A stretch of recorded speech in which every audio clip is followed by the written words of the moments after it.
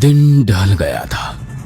जंगल के बीचों बीच ढोल की भयानक थाप के बीच एक नर्तक अपने मुंह में आग लिए घुंघरू पहनकर बेसूद नाच रहा था।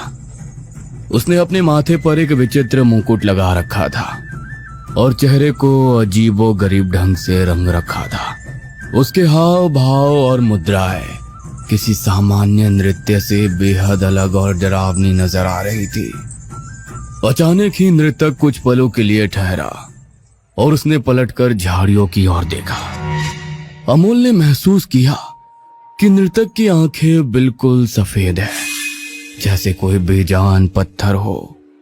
नृतक का चेहरा देखने के बाद अमोल के पांव डर से कांपने लगे थे।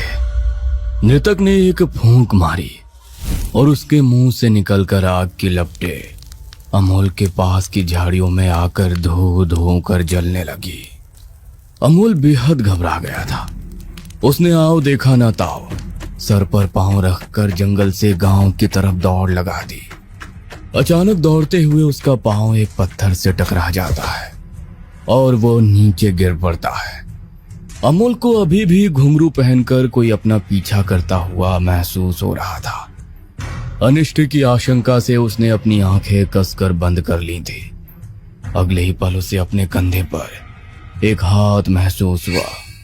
डरते हुए अमोल ने मुड़कर देखा तो पाया सामने एक गांव वाला खड़ा हुआ है।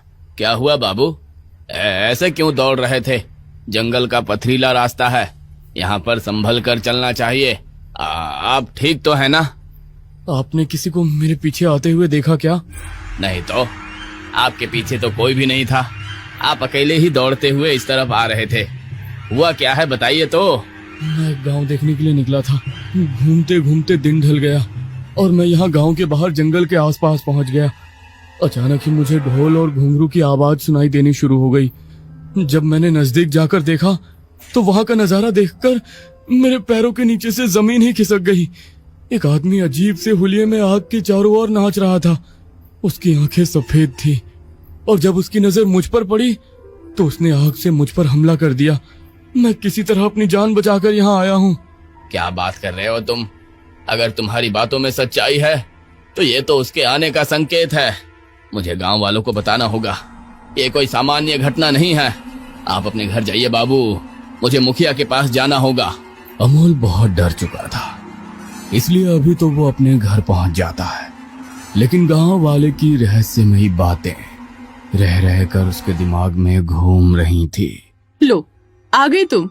अरे बाबा, ये गांव है, न यहाँ बिजली है न नेटवर्क, और तुम अचानक गायब हो जाते हो। कितनी बार कहा है तुमसे अंधेरा होने से पहले लौट आया करो। ठीक है, आगे से ख्याल रखूंगा। मैं अपने कमरे में जा रहा हूँ, मेरी तबीयत कुछ ठीक नहीं लग रही है। अरे रुको ना, हुआ क्या है? इतने घबराए हुए क्यों लग रहे हो? अब कुछ नहीं, थोड़ा थक गया हूँ। Good night. अजीब ही है ये लड़का, डिनर भी नहीं किया। अमोल अपने कमरे में सोने चला गया था और रोशनी देर रात तक फाइलों में कुछ काम कर रही थी।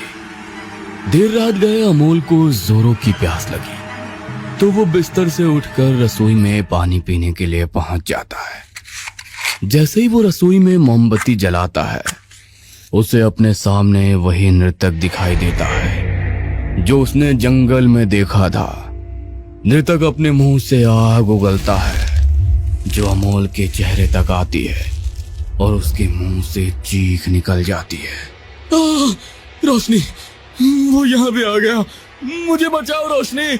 अमोल, अमोल क्या हुआ? कौन आ गया है? हुआ क्या है तुम्हें? शाम से घबराए हुए नजर आ रहे हो।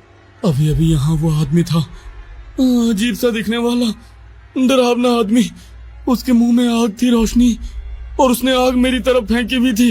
ये देखो, मेरा चेहरा भी जल गया है। कुछ नहीं हुआ है तुम्हें, जागते हुए सपना देख रहे हो तुम। यहाँ कोई नहीं था, कोई अंदर आ ही नहीं सकता, दरवाजा बंद है। Calm down. मैं सच बोल रहा हूँ रोशनी, मेरा यकीन करो, वो कुछ बताने की कोशिश कर रहा है। पहले ही बहुत काम है मेरे पास, यहाँ कंप्यूटर मोबाइल कुछ काम नहीं कर रहा। मैं पहले ही परेशान हूँ अमोल, प्लीज बंद करो। मैं तुमसे मजाक नहीं कर रहा हूँ रोशनी, यहाँ कुछ है।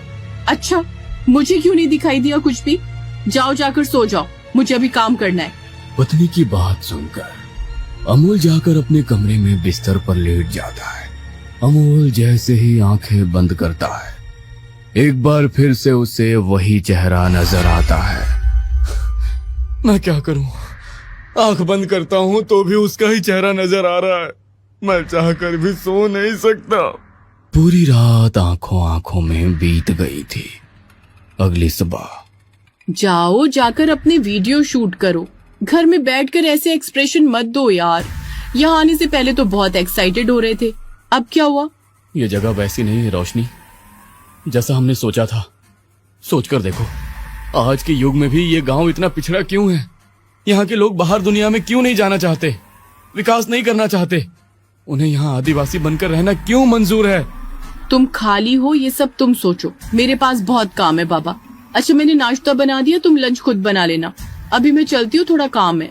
रोशनी के समझाने के बाद अमोल अपनी गाड़ी निकालता है और वापस गांव जाने के लिए निकलता है। जंगल के रास्ते पर पहुंचते ही अचानक काले बादल घेर आते हैं और दिन में ही अंधेरा हो जाता है। अमोल अपनी गाड़ी की हेडलाइट ऑन करता है, तभी उसे अपनी गाड़ी के सामने वही जंगल में नाचने वाला नर्तक नजर आता है, जिसे देखकर घबराहट में अमोल गाड़ी का एक्सीलेटर दबा देता है। उसकी गाड़ी जाकर पेड़ से टकरा जाती है। तभी एक आदमी उसके पास आता है। क्या हुआ बाबू, आप ठीक तो है ना? यहाँ तो कोई और गाड़ी भी नहीं थी, फिर अचानक गाड़ी पेड़ से क्यों टकरा गई आपकी? वो आपके गांव का एक आदमी मुझे 2 दिन पहले मिला था। आप मुझे अपने गांव लेकर चलेंगे? मुझे उनसे मिलना है। गांव वाला अमोल को अपने गांव लेकर जाता है, जहां गांव के लोग उसे घेर लेते हैं। मुखिया जी, यही है जिसे वो सब दिखाई दिया था। वो सब तो ठीक है, लेकिन एक बाहरी आदमी को वो क्यों दिखाई देगा? गांव में इतने सारे लोग हैं जिनकी उनके ऊपर आस्था है, उन्हें छोड़कर ये क्यों?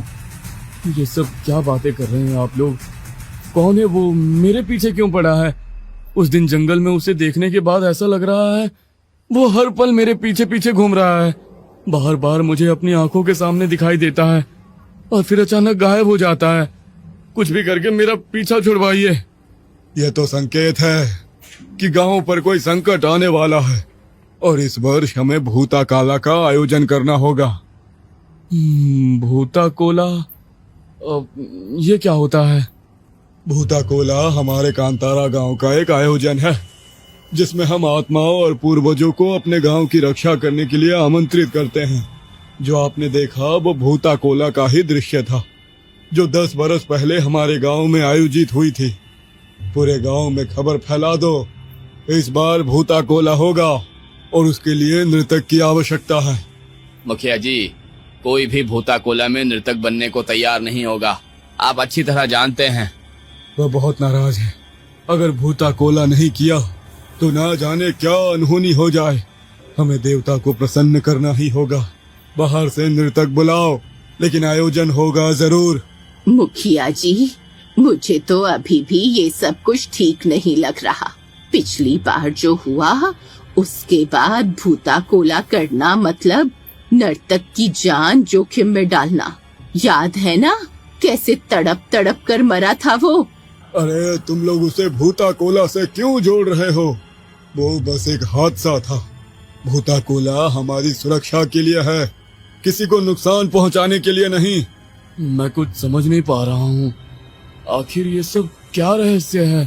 पहले हम हर साल भूता काला का आयोजन करते थे, जिसमें हमारे गांव के नर्तक भूत का अवतार लेकर नाचते थे और धूमधाम से इस उत्सव को मनाते थे। गांव की सुख शांति के लिए सभी गांव वाले बढ़ चढ़कर इसमें हिस्सा लेते थे। मगर कुछ साल पहले भूता कोला आयोजन के बाद उसी रात आग से जलकर हमारे एक नर्तक की जान चली गई थी। तब से पूरे गांव में भूता कोला को लेकर दहशत फैल गई है। उसके बाद से हमने भूता कोला मनाना बंद कर दिया, लेकिन अभी भी वो नर्तक हमारे गांव की रक्षा करता है और जब गांव पर कोई खतरा मंडरा रहा हो तब वो हमें संकेत देता है। जिसे तुमने जंगल में नृत्य करते देखा वो उसी नर्तक की आत्मा थी। उसने तुम्हारे जरिए हमें संकेत दिया है, इसलिए अगले 4 दिनों के अंदर हम भूता कोला मनाएंगे। बिरजू, सारे गांव में ये खबर फैला दो। और तुम बिल्कुल चिंता मत करो अमोल बाबू, अब तुम्हें वो नहीं दिखाई देगा क्योंकि हम तक संकेत पहुंच चुका है। आप अब निश्चिंत होकर घर लौट जाओ, आगे जो भी होगा हम देख लेंगे। अमोल वापस अपने डाक बंगले तक लौट आया था। अमोल, तुम ठीक तो हो ना? पिछले 2 दिन से डरे सहमे से नजर आ रहे थे और आज अपने ख्यालों में गुम दिखाई दे रहे हो। आखिर चल क्या रहा है तुम्हारे दिमाग में? रोशनी, इस गांव में आने से पहले भूता कोला के बारे में जानती थी तुम? भूता कोला? वो क्या होता है? ऐसा है अमोल बाबू, हम लोग इस गांव में सेटल होने के लिए नहीं आए हैं जो तुम यहाँ के रीति रिवाज सीखने में लग गए हो। 4 दिन के अंदर मेरा काम खत्म हो जाएगा और उसके बाद हम यहाँ से जा रहे हैं। हो गया तुम्हारा इंस्पेक्शन पूरा? हाँ, सब हो गया है। मेरा काम मैं देख लूंगी, तुम बस वापस लौटने की तैयारी करो। रोशनी, यहाँ गांव में एक भूता कोला होने वाला है, मैं भी उसमें शामिल होना चाहता हूँ। उसके बाद ही हम लोग वापस शहर चलेंगे। क्या बकवास है यार ये सब। बकवास नहीं है, बहुत लंबी कहानी है जिसे सुनने का तुम्हारे पास टाइम नहीं होगा, इसलिए तुम फिलहाल बस इतना ही सुन लो कि हम 3 दिन बाद नहीं 4 दिन बाद यहाँ से जा रहे हैं। और हाँ, तुम्हारी खुशी के लिए मैंने कांतारा में पूरे 15 दिन बिताया। मेरे लिए तुम एक एक्स्ट्रा दिन तो बिता ही सकती हो। अच्छा ठीक है। 3 दिन बाद पूरा गांव भूता कोला के रंग में रंगा हुआ नजर आ रहा था। कांतारा गांव के ठीक बीचों बीच आग जल रही थी और उसके चारों ओर गांव वाले ढोल नगाड़े बजा रहे थे। गांव वाले अपनी पारंपरिक भाषा में कुछ मंत्र पढ़कर लगातार भूत देव की आराधना कर रहे थे। रोशनी और अमोल भी गांव वालों के बीच आकर बैठ गए थे और अपनी आंखों से ये दृश्य देख रहे थे। मैडम, आपने अपनी रिपोर्ट में लिख दिया ना कि कोई भी गांव वाला गांव खाली करके नहीं जाएगा? हाँ, तभी तो काम जल्दी खत्म हो गया। हम कल सुबह ही शहर के लिए निकल जाएंगे। कुछ देर बाद अचानक एक नर्तक आकर आग के चारों ओर नृत्य करने लगता है। नर्तक रोशनी के पास आता है और उसके चारों ओर चक्कर लगाने लगता है और फिर रोशनी को देखकर वह गुस्से में थर-थर कांपने लगता है और जलती हुई आग से एक अंगारा उठाकर अपने मुंह में रख लेता है। नर्तक की आंखें पूरी तरह पुतली रहित सफेद नजर आ रही थी और वो अंगारों को अपनी मुट्ठी में दबाए लगातार कुछ मंत्र पढ़ रहा था। ये सब क्या हो रहा है? अमोल, कहाँ हो तुम? मुझे अब यहाँ नहीं रुकना है, चलो यहाँ से। अजीब सी घबराहट हो रही है मुझे। रोशनी चारों ओर देखती है लेकिन अमोल उसे कहीं नजर नहीं आता। रोशनी अब बुरी तरह से घबरा गई थी। एक तो अमोल अपनी जगह से गायब था और दूसरी तरफ वो भूता काला नाचने वाला नर्तक लगातार उसके ही चारों ओर घूम घूम कर डरावने तरीके से नृत्य कर रहा था। रोशनी अपनी जगह से उठकर जाने को होती है, तभी वो नर्तक मुट्ठी में सिंदूर भरकर उसकी ओर उड़ा देता है और रोशनी का गला पकड़ लेता है। अरे, नृतक में देवता आ गए हैं, हमारी पूजा स्वीकार हुई। शायद देवता कुछ कहना चाहते हैं, ढोल बजाओ। तूने सबको धोखा दिया है, कांतारा को तुमसे ही खतरा है। सबको सच बता दे वरना तेरा पति कभी नहीं लौटेगा, मेरे साथ जाएगा। ये सब क्या बकवास कर रहे हो तुम? मैंने कुछ नहीं किया। सच बताओ, क्या किया तुमने मेरे पति के साथ? वरना मैं पुलिस को बुला लूंगी। बंद करो ये तमाशा। नृतक की बात सुनकर गांव वाले जाकर रोशनी को पकड़ लेते हैं। भ्रष्ट है ये अफसर, सरकार ने इसे यहाँ जांच करने और गांव वालों से बांध बनाने के लिए समझौता करने के लिए भेजा था। नदी पर बांध बनाया जा रहा है जिसके कारण हमारे गांव और जंगल उसमें डूबने वाले हैं। इस छोटे से गांव को मुआवजा ना देना पड़े इसलिए इसने पूरे गांव को मारने की योजना बनाई और हमारी नदी में जहरीला केमिकल मिला दिया जिसके कारण तुम सब खुद ही मर जाओ और ये तुम्हारे मुआवजे के पैसे को खुद खा सके। करोड़ों का घोटाला करने के लिए इसने हमारे गांव के 100 लोगों की जान खतरे में डाली है। इसे जीने का अधिकार नहीं है।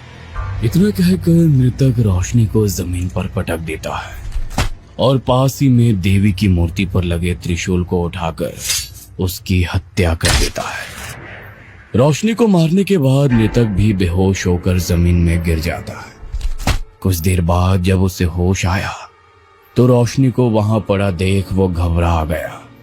मृतक ने अपना मुकुट और पोशाक हटाकर रोशनी को देखा और जोर जोर से रोने लगा। अमोल बाबू, आपको बार बार उस मृतक की आत्मा इसलिए दिखाई दे रही थी क्योंकि उसने गांव की रक्षा के लिए आपको चुना था। यह कांतारा गांव है। इस गांव की तरफ नजर उठाकर देखने वाले की आंखें नहीं बच सकती। आपकी पत्नी ने गलती की थी, इसलिए उसे अपने पाप भुगतने पड़े। आप शहर जाकर सबको बता दीजिए, इस गांव को छल से जीत पाना संभव नहीं है, क्योंकि इस गांव की रक्षा स्वयं भूत देव करते हैं।